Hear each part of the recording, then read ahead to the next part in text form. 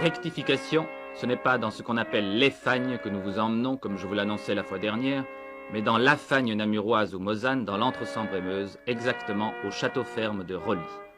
S'il existait une famille dite de Rolly dès le XIe siècle, l'origine du château actuel est le donjon du XIIIe, la tour de Rolly. Au XVIe et XVIIe siècle, époque des grandes guerres entre la France et l'Empire, beaucoup de gentilshommes campagnards du Namurois, terre de grande importance stratégique, se firent construire une demeure fortifiée autour de l'ancien donjon. Rolly n'échappe pas à la règle.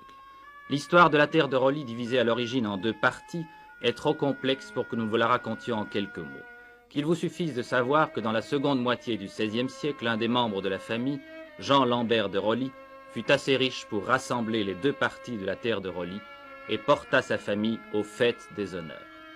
Ses successeurs, hélas, durent recourir à d'importants emprunts et le fief fut enfin saisi et cédé au comte de Groesbeek vers 1744.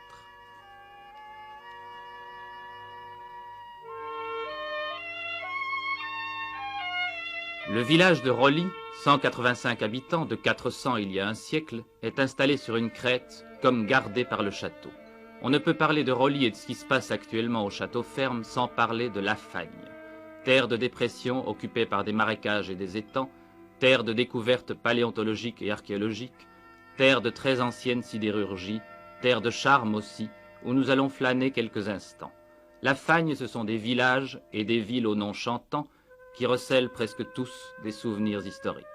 La Fagne, c'est aussi d'abord des paysages.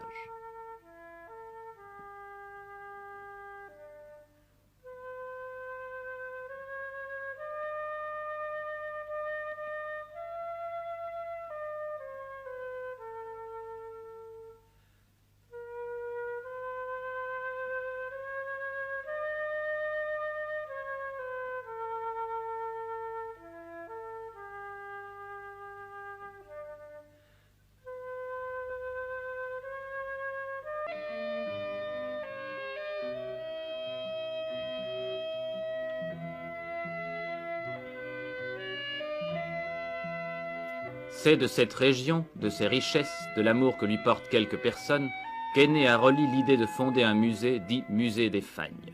Comment est apparue cette idée?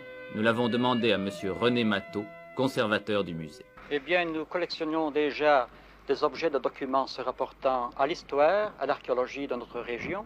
En 1965, suite à une enquête toponymique, nous découvrions une villa gallo-romaine située dans les bois de Rolly. Le Service national des fouilles, après la visite d'usage, nous annonça que les objets découverts dans cette ville-là seraient déposés dans le musée le plus proche de Rolly. C'est alors que l'idée nous vint donc de créer un musée, et où le créer, sinon dans le château de Rolly, où il y avait des salles inoccupées. Est-ce que vous aviez déjà à ce moment-là l'intention d'essayer de sauver la ferme château de Rolly en tant que monument, ou bien est-ce que ça a été une occasion? Est-ce que c'est venu après? Ce fut l'occasion certainement de sauver en même temps le château et tout l'ensemble de Rolly. Et d'un point de vue financier, comment vous débrouillez-vous? Eh bien, nous avons les subsides du ministère de la Culture, mais nous avons toujours les 40% à combler, donc 40% de dépenses engagées. Nous avons des entrées de visiteurs, mais comme le musée commence seulement son existence, les entrées donc sont minimes. Nous espérons que dans l'avenir, vu votre publicité, les entrées seront plus nombreuses. Je dois signaler l'intervention d'un généreux mécène qui, à notre première demande, nous a octroyé 50 000 francs. Aussi, notre souhait est le suivant, que son exemple soit suivi par d'autres et nombreux mécènes.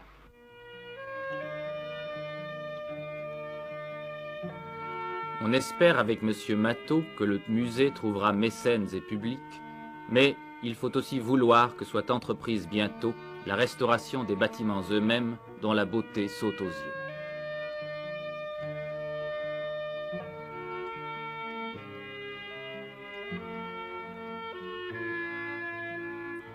Restaurer ceci, protéger le site entier qui entoure le château, ce pourrait être, il faut bien commencer quelque part, la première étape d'une opération qui rendrait à la Fagne, région un peu oubliée, sa place.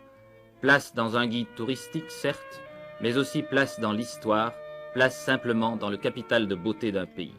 À Roli et aux alentours, ce n'est pas la beauté qui manque, mais il est temps de la protéger. Quoi qu'il en soit, si le château de Roli est un jour sauvé, ce sera grâce à l'origine à une initiative privée. Depuis, une demande de classement a été introduite. Mais tout a commencé de façon très peu officielle, nous vous le disions. Roli est propriété privée, et c'est sans l'accord du propriétaire que les premières trouvailles y ont été entreposées, que les premières expositions ont eu lieu, et des récitals de poésie dans la Belle Grange. Comment les choses se sont passées entre le propriétaire et l'association du musée des Fagnes, José Matot nous le dit, qui est régisseur du domaine et aussi président de l'association. Bien, je dois dire qu'en 1965 et 1966, quand nous avons commencé à amasser des objets que nous prenions dans les villages des environs et à Roli même avec mon cousin, le conservateur, n'est-ce pas, s'est posé tout de suite un problème de logement. Comme j'avais les clés du château de Roli et que dans le château il y avait de grandes salles qui étaient vides, je me dis provisoirement, mettons toujours nos objets dans ces grandes salles. En 1966, le propriétaire, le marquis de Kérouard, qui habite en Bretagne, est venu nous rendre visite. Par politesse, je lui ai montré ces salles qui étaient encombrées. Je dois dire qu'à première vue, il n'avait pas l'air enchanté. Seulement en 1967, quand nous avons organisé notre première exposition de peinture, nous avons fait un vernissage et nous l'avons invité. Et quand il m'a répondu à la carte d'invitation, il a répondu qu'il serait un plaisir d'assister à notre vernissage. Je dis, c'est déjà un grand point d'acquis. Il s'est présenté à notre vernissage, nous avions mis l'exposition sous son patronage d'honneur, n'est-ce pas? Et quand il a vu comment c'était organisé, quand il a vu que nous étions soutenus par les pouvoirs provinciaux, les pouvoirs communaux, toutes les autorités qui étaient là à notre vernissage, et en tout il y avait 200 personnes, je dois dire que le marquis a été conquis, il nous a félicités, il nous a dit de continuer, et alors il nous a déclaré qu'il mettait à notre disposition la chapelle du château, que nous en fassions ce que nous voulions, et que provisoirement, puisque j'avais demandé provisoirement que nous utilisions les salles du château, mais il m'a dit, sous-entendu, le provisoire est toujours ce qu'il y a de plus définitif.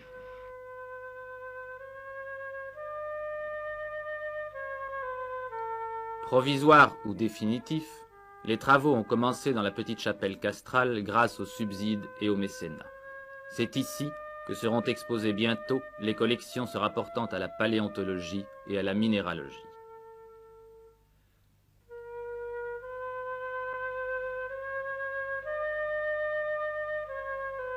On imagine facilement le parti qu'on peut tirer de ce cadre où les murs portent encore des restes de fresques, où la voûte semble élargir les perspectives.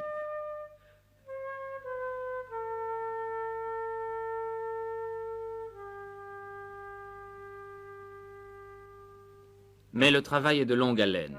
Il n'y a pas que la chapelle qui ait besoin de restauration, l'ensemble du château de Roli sent encore un peu l'abandon. Ainsi, la petite cour intérieure, où les siècles et les styles se mélangent en une gracieuse harmonie.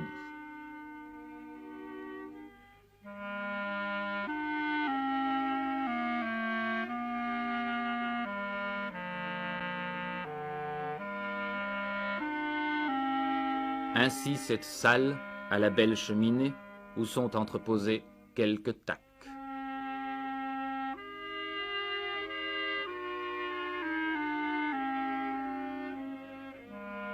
Ainsi la salle d'armes, dont nous vous laissons découvrir la beauté.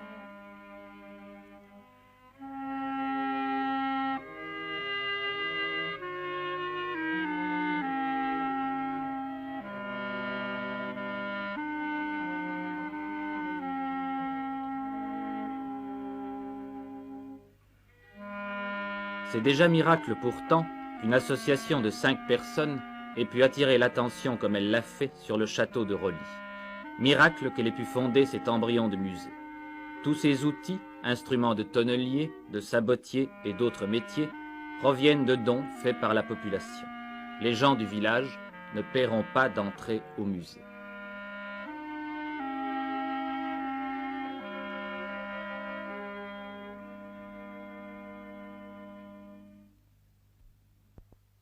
À l'étage, une petite salle raconte sommairement en images l'histoire de la région.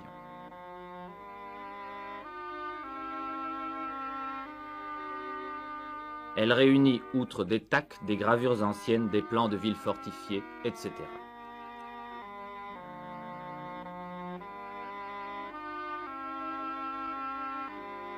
Dans la salle de la bibliothèque, on trouve quelques archives de la seigneurie de Roli.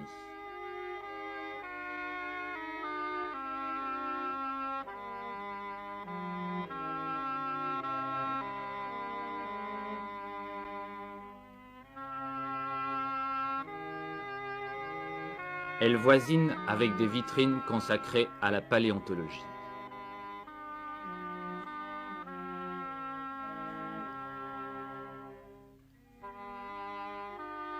Les pièces les moins étonnantes ne sont pas ces crânes d'ours découverts dans une grotte et miraculeusement sauvés.